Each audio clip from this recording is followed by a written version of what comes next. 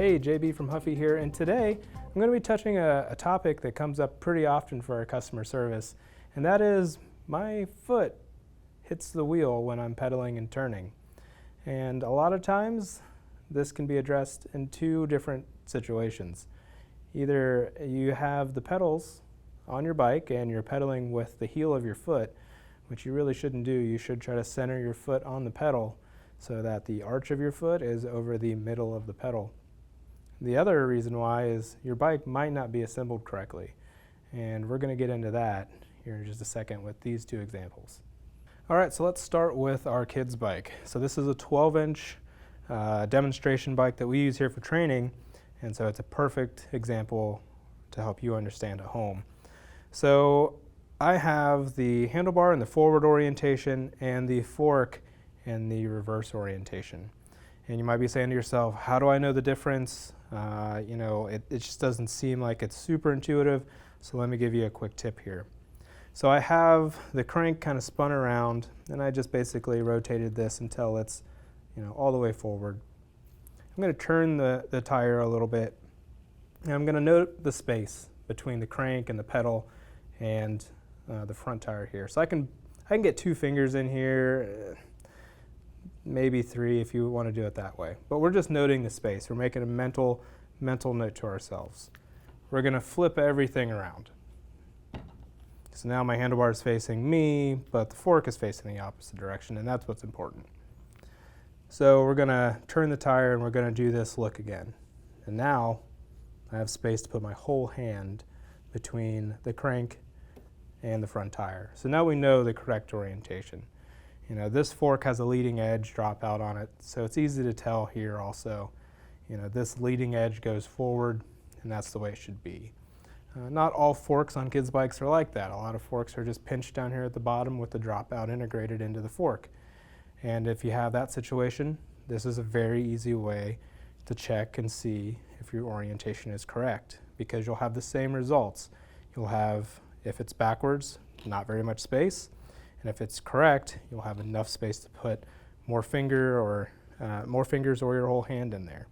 So now that we have the fork in the correct orientation, let's fix the handlebar so that it's in the correct orientation.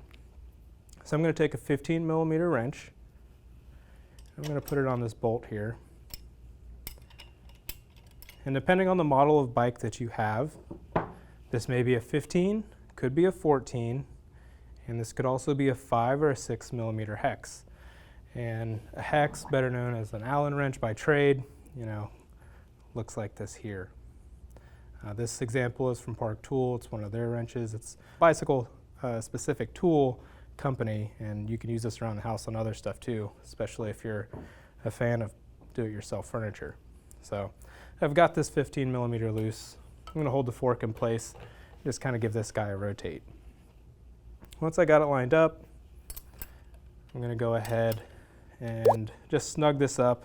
I'm going to check to make sure that my handlebars are completely aligned with my front wheel. It might be easier to stand in front of the bike and look down at it. That way you can kind of line it up. And once you have it lined up, go ahead and snug this piece of hardware up. It doesn't have to be super tight. Just like the series says, we're just snugging it up. All right, so now we've fixed the front wheel orientation, the front fork orientation, and handlebar orientation on this kid's bike. Now we should have more room for our feet as we're pedaling, and our rider shouldn't be hitting their toes against that front wheel anymore when they turn. Now let's move over to the adult size bike.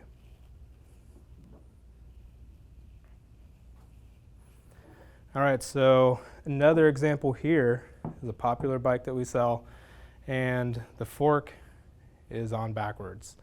And it's pretty easy to tell. I got enough room for a couple fingers here. That's way too close if you're riding this bike.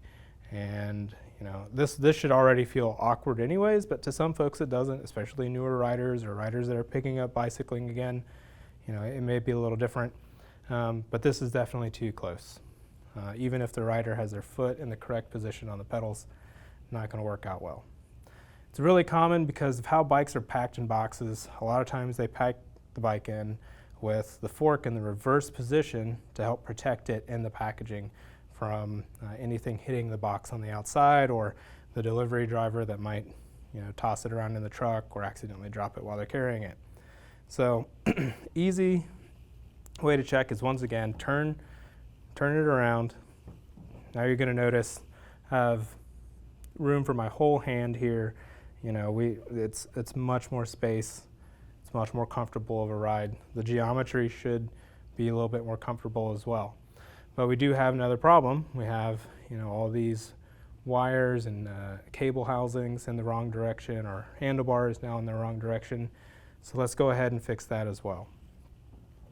So more than likely it's going to be a 6mm Allen or hex, and we're just going to go ahead and loosen this up here. And we're going to rotate it around. Now as this rotates, you might notice it goes up and down, and you can adjust this as necessary for yourself, but do note that there are hash marks on here that indicate the minimum depth that this handlebar needs to be in here for safe operation. So you're free to adjust it anywhere in between if you want it higher or lower. You can just pick a spot that's comfortable for you and then tighten that 6mm hardware again. You also want to make sure that when you're doing this, that all your cables are in the front. The big giveaway is your front brake cable should go directly from your brake handle here, your lever that you're pulling. It should go directly to the front. There shouldn't be anything in the way. It shouldn't wrap behind the handlebar. It shouldn't go through any part of the bike. It shouldn't be behind the fork. The whole cable itself should be in front of the bike. If it's not, then your cables might be routed incorrectly. The handlebar may need to be spun the other way around, or you may need to reset your brake if maybe an assembler didn't put it together quite correctly the first time. So do that, make sure that everything's correct. I'm going to go ahead and tighten this one back up. And once again, you're not cranking down on this with crazy force or anything. And you're just tightening it so that you can at first get everything aligned. So I'm going to make sure that my front wheel and the center stem of my handlebar is lined up. And once again, this is probably easier if the bike is on the ground and you're looking down at it, so that you can get everything aligned. Once you have that comfortable, go ahead and snug it up a little bit more so that it doesn't move and comes loose. All right, so that is fixing the front fork and handlebar orientation on a more adult-sized bike. Now this is a 24, so you might have bigger kids riding it, teenagers, young adults, shorter adults. It is designed to fit a lot of people that need it. So this is going to be a really popular design out there, and construction of how this is put together.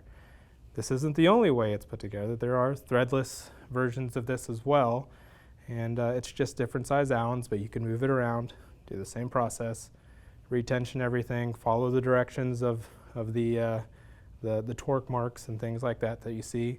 Or if you think this is well beyond your capability and you don't trust yourself, or you don't have the ability to do it, stop by your local bike shop. I guarantee someone will be able to help you out and get you fixed up in no time flat. So I hope this helps. Once again, my name's JB from Huffy, and these videos are something that we want to try to do more often to help you out when it comes to fixing your bike by yourself, or just troubleshooting quick, easy problems. So have a good one. Hope this helped, and we'll see you later.